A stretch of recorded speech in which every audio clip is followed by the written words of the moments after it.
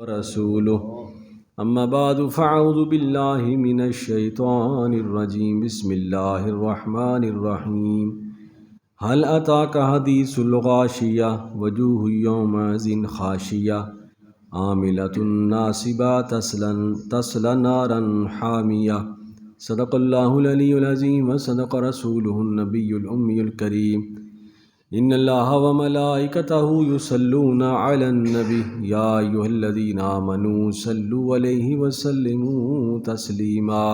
محبت کے ساتھ الصلاۃ والسلام علیک یا سیدی یا رسول اللہ وعلی آلک واصحابک یا سیدی یا حبیب اللہ، الصلاۃ والسلام علیک یا سیدی یا رسول اللہ وعلی آلک واصحابک یا سیدی یا حبیب اللہ۔ حضرات محترم، اللہ تعالیٰ کا لاکھ لاکھ شکر ہے جس کے فضل و کرم سے میں آپ سب جمعۃ المبارک کی ان پاکیزہ گھڑیوں میں حاضر ہیں۔ اللہ تعالیٰ میری آپ سب کی حاضری قبول فرمائے، جو سنے سنائے اس پر ہم سب کو عمل کرنے کی توفیق عطا فرمائے۔ اللہ رب العزت نے انسان کو اشرف المخلوقات بنایا ہے، اور اس کو سب سے زیادہ معزز بنانے کا اس کو جو شرف دیا گیا اس کی وجہ یہ ہے کہ جو سب سے اونچا منصب ہے، منصب نبوت، وہ اللہ تعالیٰ نے انسان کو عطا فرمایا۔ اس لیے یہ مخلوق تمام مخلوقات سے افضل ہے۔ اور دوسرا، اللہ تعالیٰ نے انسان کو علم سے، عقل سے وہ سرشار کیا، اس کو عطا فرمائی۔ اس لیے جب اللہ تعالیٰ نے انسان کو اشرف المخلوقات بنایا ہے تو اس کو سیدھا رکھنے کے لیے اللہ تعالیٰ نے دو طریقے رکھے ہیں، ایک ترغیب کا ہے، ایک ترہیب کا ہے۔ ایک اللہ تعالیٰ اپنی نعمتوں کی طرف راغب کر کے انسان کو سیدھا رکھتا ہے کہ اگر سیدھے چلو گے تو تمہیں یہ چیز ملے گی۔ اور دوسرا طریقہ ہے اللہ تعالیٰ نے خوف اور ڈر رکھا ہے کہ اگر تم نے ایسا کام کیا تو تمہیں یہ سزا ملے گی۔ تو دو ہی طریقے ہیں، ایک اپنی نعمتوں کی رغبت دلا کر اللہ تعالیٰ انسان کو سیدھی پٹری پر رکھنا چاہتے ہیں، اور دوسرا اپنے عذاب سے، اپنے غضب سے، اپنی ناراضگی سے کا خوف دلا کر اللہ تعالیٰ انسان کو سیدھا رکھنا چاہتے ہیں۔ اور جو انسان ان دونوں کفیتوں کے درمیان پر ہوتے ہوئے رہتا ہے تو وہ گمراہ نہیں ہوتا۔ یہاں جو قرآن پاک کی میں نے سورہ الغاشیہ کی چند آیات پڑھی ہیں، اس کا لب لباب بھی یہی ہے کہ اللہ تعالیٰ حضور نبی پاک صلی اللہ علیہ وآلہ وسلم کے غلاموں کو سمجھا رہے ہیں، پہلے خوف دے کر اور پھر اپنی رحمت اور اپنی عطا کی اور اپنی بخشش کی نوید سنا کر، تاکہ میرا بندہ میرے غضب کی وجہ سے اتنا مایوس بھی نہ ہو جائے کہ وہ کچھ کام کرنے کے قابل نہ رہے، اور میری رحمت میں اتنا مگن بھی نہ ہو جائے کہ بالکل ہی بے پرواہ ہو جائے کہ اللہ بڑا کریم ہے، چلو ویکھی جائے گی، بخشش ہو جائے گی۔ نہیں، ساتھ پوچھ بھی ہے، وہ سوال بھی کر سکتا ہے، وہ تمہیں بخش بھی سکتا ہے، وہ تمہیں سوال بھی کر سکتا ہے۔ تو اصل اللہ تعالیٰ چاہتے ہیں کہ انسان دنیا کی لغزشوں میں اس قدر اپنے آپ کو گمراہ نہ کر لے، اتنا ٹیڑھا نہ ہو جائے۔ اسی لیے اللہ تعالیٰ نے مختلف صورتوں میں، مختلف آیات میں ایسے سبق رکھے ہیں کہ جن کو پڑھنے سے جہاں اللہ تعالیٰ کی رحمت کو دیکھ کر حوصلہ ہوتا ہے، وہاں اللہ تعالیٰ کے غضب کو دیکھ کر انسان ڈرتا بھی ہے۔ اور اللہ تعالیٰ کا خوف ایسی چیز ہے کہ جو انسان کو بڑی بڑی برائیوں سے بچا لیتا ہے۔ اگر اسٹوڈنٹ کو یہ پتہ ہونا کہ میرا امتحان نہیں ہونا تو تیاری نہیں کرتا، اسے پتہ ہے کہ میں نے بغیر امتحان کے اگلی کلاس میں چلے جانا ہے، تو وہ کبھی بھی کتاب کو ہاتھ نہیں لگاتا۔ اور امتحان ایک ایسی چیز ہوتی ہے جو انسان کو ہر وقت اپنے سبق کو یاد کرنے کا احساس دلاتی رہتی ہے۔ تو اللہ تعالیٰ ارشاد فرماتے ہیں، حل اتاک حدیث الغاشیہ، اے محبوب کیا آپ اس چھا جانے والی آفت سے باخبر ہیں، یعنی قیامت سے۔ الغاشیہ یعنی قیامت ایک ایسا منظر ہوگا کہ وہ ہر طرف چھا جائے گی، اندھیرا ہو جائے گا۔ کیا آپ تک وہ خبر پہنچی ہے؟ کون سی؟ وہ قیامت کی چھا جانے والی خبر۔ اس دن کیا ہوگا؟ وجوہ یومئذ خاشیہ، اس دن کچھ چہرے ذلیل و خوار ہوں گے، اس دن کچھ چہرے ذلیل و خوار ہوں گے، شرمندہ ہوں گے۔ جو کہتے تھے قیامت کوئی نہیں آنی، کوئی ایسے بس بنا ہے، دنیا خود بہت وجود میں آ گئی ہے، خود بہت ختم ہو جانا ہے، اللہ پاک نے فرمایا سب کی آنکھیں کھل جائیں گی جب آنکھیں بند ہوں گی۔ جب بندے کی آنکھیں بند ہوتی ہیں نا، پھر اندر کی آنکھیں کھل جاتی۔ تو فرمایا کہ اس دن کچھ چہرے ذلیل و خوار ہوں گے، شرمندہ ہوں گے کہ یار یہ کیا ہو گیا۔ عاملۃ ناصبہ، تھکے ہوئے ہوں گے، ایسے تھکے ہوئے جیسے کوئی بندہ بڑا ہی مشقت میں ہوتا ہے، بڑا ہی مشقت میں ہوتا ہے۔ حضور قرآن پاک میں آتا ہے قیامت کا دن 50,000 سال کے برابر ہوگا، 50,000 سال کے برابر قیامت کا دن ہوگا۔ حضور کے صحابہ پریشان ہوئے، عرض کی یا رسول اللہ اتنا لمبا دن، یہاں تو گرمیوں کے 10-12 گھنٹے کا دن وہ ختم نہیں ہوتا، تو 50,000 سال کا دن، اتنا لمبا دن ہوگا، کیسے گزرے گا؟ تو حضور نے فرمایا میرے غلاموں کے لیے اتنا وقت ہوگا جتنا عصر اور مغرب کے درمیان ہوتا ہے، ان کے لیے وقت اس طرح گزر جائے گا، ان کے لیے وقت جس طرح پل صراط ہے تو ایمان والوں کے لیے پلک جھپکتے گزر جائے گا، لیکن جو اللہ کے نافرمان ہوں گے، کافر ہوں گے، منافق ہوں گے، ان کے لیے وہ پل ایسا پل ہوگا جو نہ ختم ہونے والی چیز ہے۔ تو فرمائے تمہارے لیے اتنا ہی جس طرح عصر اور مغرب کے درمیان جتنا وقت ہوتا ہے تمہارے لیے اتنا ہی ہوگا، کیونکہ اللہ تعالیٰ اپنے غلاموں کو اپنے عرش کا سایہ عطا فرمائیں گے، اور جو خوش قسمت ہوں گے ان کو اللہ تعالیٰ جلدی جلدی قیامت کے مناظر سے گزارتے جائیں گے۔ حضور نے فرمایا جب قیامت آئے گی تو قیامت میں دوزخ کی جو جنگار ہے، اس کی جو آواز ہے، یہ 500 سال کی مسافت کی دوری پر بھی اس کی آواز سنائی دے گی۔ جس طرح شیر جنگارتا ہے نا، اس طرح دوزخ کی آگ کی بھٹی کی آواز آئے گی۔ تو اس طرح تو حضور پریشان ہوئے، حضرت کی یا رسول اللہ میری امت کے لیے یہ آواز؟ تو حضرت جبرائیل علیہ السلام خوشخبری لے کر آئے، فرمایا کہ اللہ تعالیٰ آپ کی امت کو قیامت والے دن دوزخ کی اس آواز سے محفوظ رکھیں گے۔ تیری نسبت نے سنوارا ہمارا انداز حیات۔ نعرہ تکبیر، نعرہ رسالت، نعرہ حیدری۔ تو فرمایا اس جنگار سے محفوظ رکھیں گے جو قیامت، ایک پہلے پریشانی، ٹھیک ہے نا جی، ایک بندہ پہلے بھوکا ہو، پیاسا ہو، سورج ہو، ایک اس پر آگ پھینک دی جائے، ایک اس کو ساتھ مارا جائے تو کتنی تکلیف ہے۔ تو اللہ پاک حضور نے فرمایا اس کو، اس چنگار کو اللہ تعالیٰ میری امت سے پیچھے رکھیں گے۔ تو فرمایا اس دن کچھ چہرے ایسے ہوں گے جو شرمندہ ہوں گے، ذلیل و خوار ہوں گے، تصلا نارن حامیہ، اور وہ دہکتی ہوئی آگ میں داخل کیے جائیں گے، وہ دہکتی ہوئی آگ میں داخل۔ یہ جو سردی گرمی آتی ہے، حضور نے فرمایا یہ سردی گرمی جہنم کے 2 سانس ہیں۔ یا رسول اللہ کیسے؟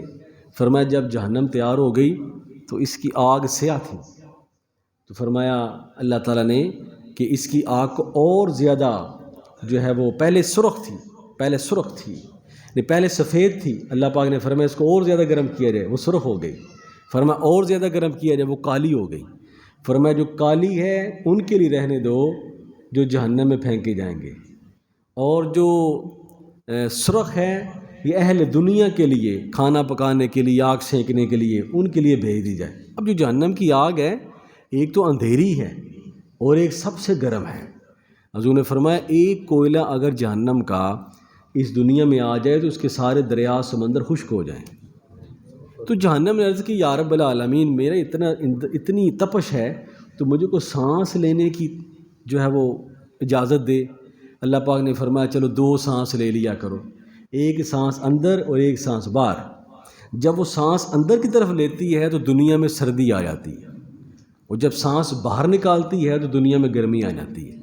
تو جہاں جہاں اس کی سانس کا حساب چلتا ہے، جہاں زیادہ سانس پہنچتی ہے وہاں زیادہ گرمی ہوتی ہے، جہاں کم پہنچتی ہے وہاں وہ کم احساس ہوتا ہے۔ تو یہ اللہ تعالیٰ نے ایک نظام بنایا ہے۔ حضور کے صحابی تھے، حضور کے پیچھے پیچھے جا رہے تھے، تو ایک دم جیسے پتھر کے گرنے کی آواز آتی ہے، تو حضور علیہ السلام نے فرمایا میرے صحابی پتہ ہے یہ آواز کیسی ہے؟ یا رسول اللہ بہتر جانتا ہے یا اس کا رسول بہتر جانتے ہیں؟ فرمایا جب سے جہنم بنی ہے تو اللہ تعالیٰ نے فرشتوں کو کہا کہ ایک پتھر جہنم میں پھینکو. وہ پتھر پھینکا جب سے بنی ہے. آج وہ پتھر جہنم کی تہہ تک پہنچا ہے. یہ اس کے گرنے کی آواز ہے. اس لیے انسان کو اتنا بے خوف نہیں ہونا چاہیے کہ کوئی ہمیں پوچھنے والا نہیں. ہم کو کسی نے پیدا کیا ہے, ہم سے کسی نے پوچھنا ہے, ہم کو کسی نے دیا ہے, ہم کو کسی نے عطا کیا ہے, سوالوں کا جواب دینا ہے. یہ زندگی ایسی تو نہیں ہے. تو فرمایا اس لیے اس دن سے ڈرنا چاہیے. تسقی من عین آنیہ, فرمایا اس دن جہنمیوں کو گرم پانی پلایا جائے, کھولتا ہوا ابلتا ہوا پانی پلایا جائے گا. ایک وہ آگ میں ہوں گے, ایک گرم پانی پلایا جائے گا. تو کتنی تکلیف ہوگی, کتنی تکلیف ہوگی. تو اللہ تعالیٰ ہمیں, اس لیے حضور نے فرمایا عذاب جہنم سے پناہ مانگا کرو. یا اللہ ہمیں عذاب جہنم سے پناہ عطا فرما, ہمیں اپنی رحمت کے صدقے ہمیں جنت عطا فرما. تو فرمایا کہ انہیں کھولتا ہوا پانی پلایا جائے گا. لیسا لہم طعام الا من ضریع, اور انہیں کھانا نہیں ملے گا سوائے کانٹوں کے. جب ان کے سامنے پلیٹیں رکھی جائیں گی اہل جہنم کے آگے, تو وہ کیا ہوں گے؟ کانٹے ہوں گے, خاردار کانٹے. ایک آگ ہے, ایک گرمی ہے, ایک کانٹے دیے جا رہے ہیں. تو اللہ پاک نے اپنے عذاب کی تلخی کو بتا رہے, اپنے عذاب کی جو ہے وہ سختی کو بتا رہے ہیں. اور پھر کیا ہوگا؟ لا یسمن ولا یغنی من جوع, فرمایا وہ کھائیں گے, اتنا کھائیں گے, اتنا کھائیں گے کہ ہو سکتا ہے ہماری بھوک مٹ جائے, لیکن کانٹے کھا کھا کے, وہ پانی پی پی کے, نہ ان کی بھوک بجھے گی نہ ان کی پیاس بجھے گی. وہ یہی کہیں گے ہم کھاتے جائیں, تاکہ ان کا جسم, ان کا معدہ چھلنی ہو جائے گا اہل جہنم کا, لیکن نہ ان کی پیاس ختم ہوگی نہ ان کی بھوک ختم ہوگی. بس اسی عالم میں وہ جہنم میں خالدین فیہا, ہمیشہ جہنم میں رہیں گے, ہمیشہ جہنم میں رہیں گے. لیکن اہل کلمہ کے لیے, کلمہ پڑھنے والوں کے لیے خوش قسمتی کی بات یہ ہے کہ حضور نے فرمایا من قال لا الہ الا اللہ محمد رسول اللہ دخل الجنہ, جس نے کلمہ پڑھ لیا سچے دل سے وہ بالآخر جہنم سے نکالا جائے گا. وہ بالآخر جہنم سے, یہ کلمے کی طاقت ہوگی, یہ کلمے کی طاقت ہوگی. اللہ تعالیٰ جب ایک بندے کو جہنم سے نکالیں گے نا, تو اللہ پاک فرمائیں گے کوئی ایسا عمل بتا جس کی وجہ سے میں تجھے بخش دوں. تو فرمایا اس وقت اس بندے کے لیے شرمندگی کا عالم ہوگا کہ وہ رب کے حضور کوئی ایسا عمل نہیں بتا سکے گا کہ کہے یا اللہ میں نے وہ نیک کام کیا ہے تو مجھے اس کی وجہ سے بخش دے. اللہ پاک فرمائیں گے میں نے تمہیں 60-70 سال دیے, 80 سال دیے, 100 سال دیا, کوئی ایک عمل تو بتا نا, تاکہ اس نیکی کی وجہ سے وہ بندہ شرمسار ہو جائے گا, سر جھکا دے, یا اللہ کچھ میرے ذہن میں کوئی ایسا کام نہیں. اللہ پاک فرمائے گا تیرے پاس تو کوئی ایسا نیک کام نہیں, لیکن میرے پاس تیرا ایک نیک کام محفوظ پڑا ہوا ہے. یعنی جب بندہ اپنی نیکیوں کو بھی بھول جائے گا, اللہ پاک فرمائیں گے مجھے تیرا ایک نیک کام یاد ہے. یا اللہ وہ کیا؟ فرمایا تو نے پڑھا تھا لا الہ الا اللہ محمد رسول اللہ, یہ ایک نیکی ہے جو تیری یاد ہے, جو لکھی گئی ہے, اس وجہ سے میں تیری بخشش کرتا ہوں.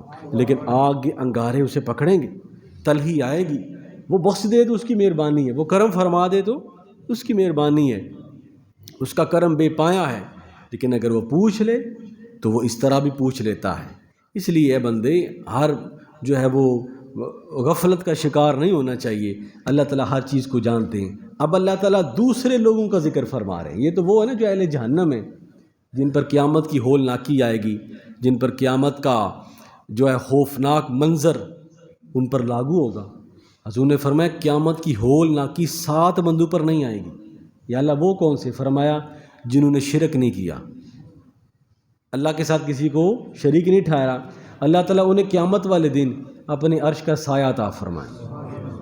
دوسرا سخاوت کرنے والا, تیسرا عدل کرنے والا بادشاہ, چوتھا ایسا صدقہ کرنے والا کہ جو صدقہ ایسے کرتا تھا, دائیں ہاتھ سے کرتا تھا تو بائیں ہاتھ کو پتہ نہیں ہوتا تھا, بائیں ہاتھ سے کرتا تھا تو دائیں ہاتھ کو پتہ, چھپ چھپا کے صدقہ کرنے والا, وہ بھی اللہ تعالیٰ قیامت کے دن اللہ تعالیٰ اسے اپنے عرش کا سایہ عطا فرمائیں گے.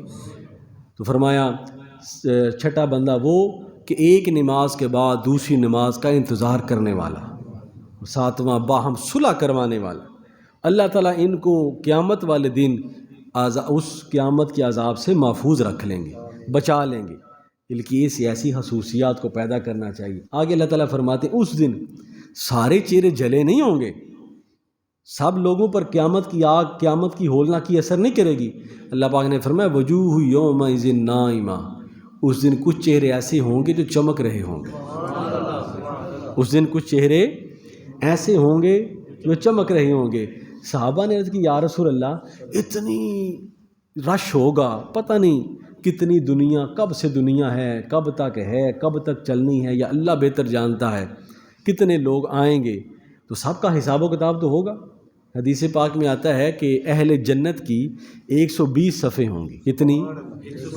120 صفیں ہوں گی، ان میں 80 صفیں امت محمدیہ کی ہوں گی، اور باقی جو 40 صفیں ہیں وہ دیگر انبیاء کی ہوں گی، دیگر انبیاء کی امتوں کی ہوں گی۔ تو سب سے زیادہ جو امت ہے وہ امت محمدیہ ہوگی جو جنت کے دروازوں سے گزرے گی۔ میں پڑھ رہا تھا کہ جنت کے دروازوں سے کیسے گزریں گے، فرمایا رش اتنا ہوگا دھکے شکے لگیں گے، جس طرح آج کل حجر اسود پر جائیں تو دھکے لگتے ہیں، مقام ابراہیم پر جائیں تو دھکے لگتے ہیں، تو یہ سعادت والی جو جگہ ہوتی ہیں وہاں دھکے لگتے ہیں، وہاں کیونکہ آگے سعادت ہے نا، آگے کتنا اللہ کا فضل ہے، کتنی اللہ کی بڑی نعمت ہے، تو وہاں جاتے ہوئے دھکے تو لگتے ہیں۔ تو فرمایا کہ اللہ تعالیٰ جب جنت سے گزاریں گے تو جنت کے مناظر اتنے خوبصورت ہوں گے کہ اہل جنت بھاگتے ہوئے جائیں گے، اتنا کھلا دروازہ بھی ہوگا لیکن پھر بھی دھکے لگے ہوں گے، جو اگر کوئی پاکستانی ہوں گے تو زیادہ دھکے لگ جائیں گے، ہیں جی۔ اللہ تعالیٰ ہم سب پر کرم فرمائے۔ تو فرمائے جنت کا خوبصورت مناظر، تو فرمایا اس دن کچھ چہرے کھلے ہوئے ہوں گے، کچھ چہرے کھلے ہوئے ہوں گے، جنت میں، جنتی جنت میں چلے جائیں گے، لیکن ایک گروہ ایسا ہوگا جو جنت کی ایک سائڈ پہ کھڑا ہو جائے گا۔ اللہ پاک فرمائیں گے تم کیوں نہیں جنت میں جاتے؟ انہوں نے کہا یا اللہ ہم نے جنت کے لیے نمازیں نہیں پڑھی تھی، ہم نے جنت کے لیے روزے نہیں رکھے تھے، ہم نے جنت کے لیے حج نہیں کیا تھا، تو پھر کس لیے کیا تھا؟ فرمایا تیری ذات کو پانے کے لیے۔ ہمارا مطمع نظر، ہماری جو کوشش تھی، ہم جو راتوں کو جاگتے تھے وہ تیری ذات کو پانے کے لیے، وہ تجھے دیکھنے کے لیے۔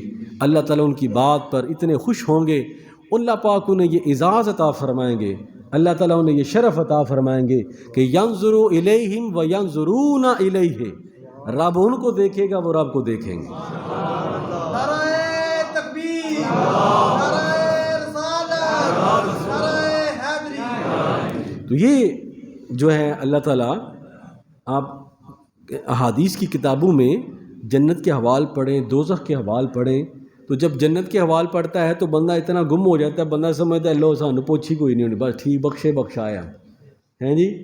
اور جب جہنم کی بات ہوتی ہے تو بندہ کہتا ہے کیسے بخشے جائیں گے؟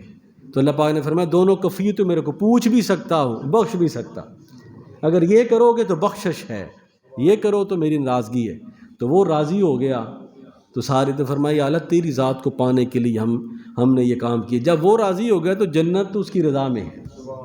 تو فرمایا لسعیھا راضیہ، اس دن ان کے چہرے کھلے ہوں گے جو اپنی کوششوں پر، جو اپنی زندگی میں جو اللہ کو راضی کیا ہے اس پر خوش ہوں گے، چہرے ان کے کھلے ہوئے ہوں گے اور خوش ہوں گے، یار ہم کامیاب ہو گئے۔ جب ایک بندہ پورا سال تیاری کرتا ہے، امتحان دیتا ہے، تو امتحان کے وقت وہ پریشان نہیں ہوتا، اس کا چہرہ کھلا ہوتا ہے، کیونکہ ہر سوال اسے آتا ہے، ہر سوال اسے آتا ہے، جو بھی پوچھا جاتا ہے اسے آتا ہے، تیاری کی ہے۔ تو اللہ تعالیٰ تیاری کرنے والوں کو تو ناکام نہیں کرتے نا۔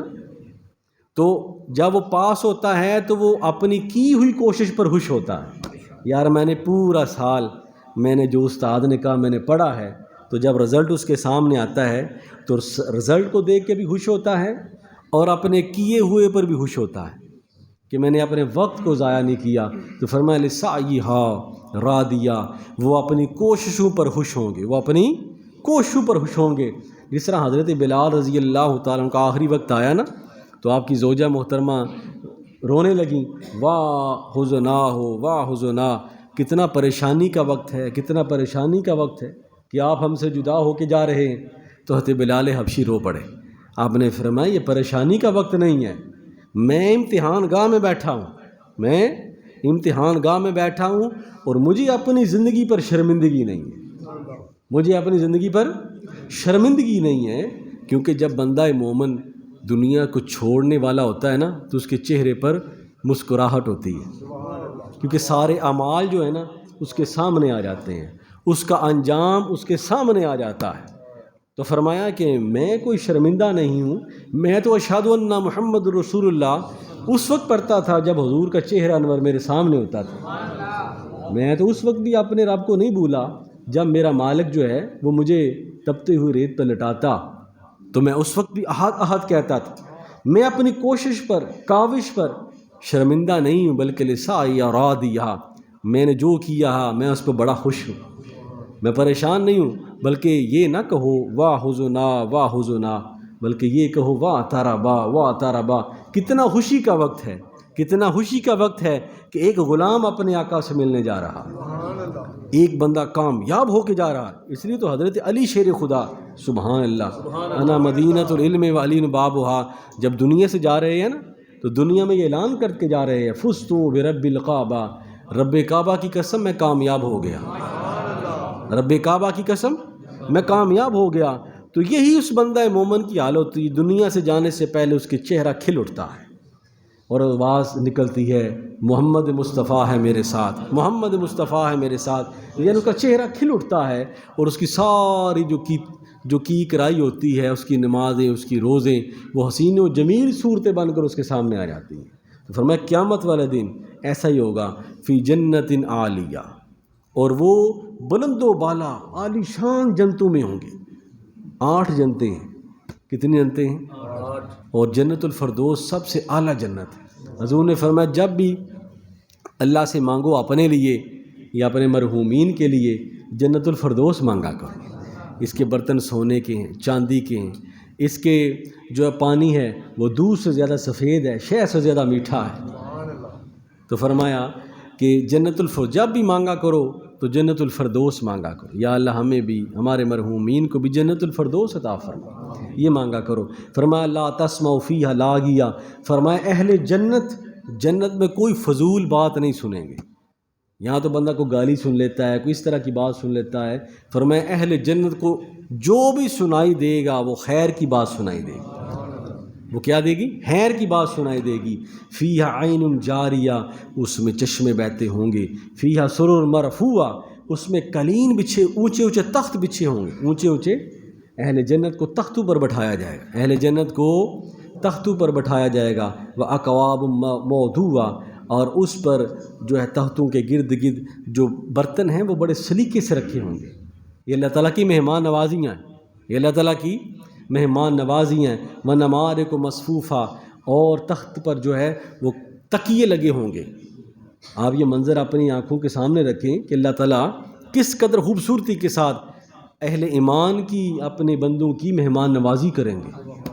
اور جنت کی ایک بہار یہ بھی ہے، حدیث پاک میں آیا کہ اللہ پاک جب سارے جنتی جنت میں چلے جائیں گے تو انعامات پر انعامات ہوں گے۔ اب تو دارالعمل کا سلسلہ ختم، اب تو جنت ہی جنت ہے، تو نظارے ہی نظارے ہیں۔ تو اللہ پاک ایک دن فرمائیں گے اہل جنت میں تمہیں ایک ایسا انعام دینے والا ہوں تم نے پہلے وہ کبھی نہیں سنا ہوگا۔ یا اللہ اب کیا؟ فرمایا آج کے بعد میں تم سے کبھی ناراض نہیں ہوں گا، رضا دے رہا ہوں۔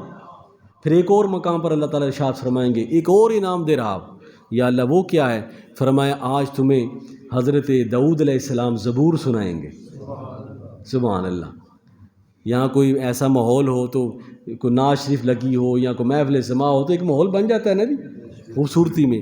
تو جہاں جنتی ماحول ہو اور حضرت داؤد علیہ السلام زبور سنائیں، اور حضرت داؤد علیہ السلام جب زبور پڑھتے تھے تو پرندے بھی چپ ہو جاتے تھے، ہوائیں رک جاتی تھیں۔ اس لیے حضور نے فرمایا قرآن پاک کو لہن داؤدی میں پڑھا کرو، خوبصورت تلاوت میں پڑھا کرو۔ یہ حرمین شریف میں جب تلاوت ہوتی ہے تو بندہ جھوم جاتا ہے۔ خوبصورت قاری جب قرآن پاک کی تلاوت کرتا ہے تو بندہ اس کی روح کو ٹھنڈک پڑ جاتی ہے۔ فرمایا آج تمہیں حضرت داؤد علیہ السلام اب زبور سنائیں گے۔ اب نبی اپنے اترنے والی کتاب کو سنائے تو کیسا مزہ ہوگا۔ کچھ وقت گزرے گا، جنتی مدوش ہو جائیں گے، ہوش میں آئیں گے، اللہ پاک فرمائیں گے اہل جنت ایک اور اعزاز دیتا ہوں، آج تمہیں حضرت موسیٰ علیہ السلام توریت سنائیں گے۔ پھر جنتی جھوم جائیں گے.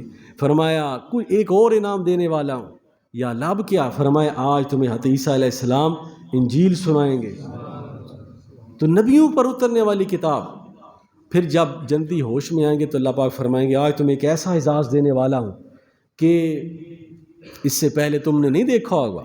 یا اللہ وہ کیا؟ فرمایا آج میرا نبی محمد مصطفیٰ تمہیں قرآن پاک کی تلاوت سنائیں گے. سبحان اللہ.